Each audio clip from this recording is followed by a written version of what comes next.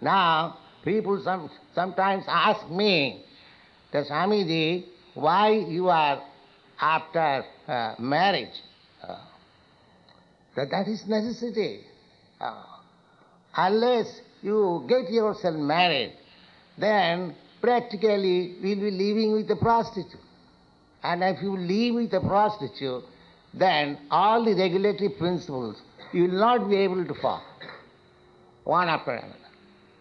You will not be. And if you cannot follow the regulatory principles, then you cannot advance yourself to the transcendental platform, one after another. Therefore we stress that a boy, a brahmachari, who feels that he cannot keep himself or he cannot pull on the life of celibacy, he can marry himself. But don't indulge in illicit sex life. That will spoil your life. This is a very important point. Thank you very much.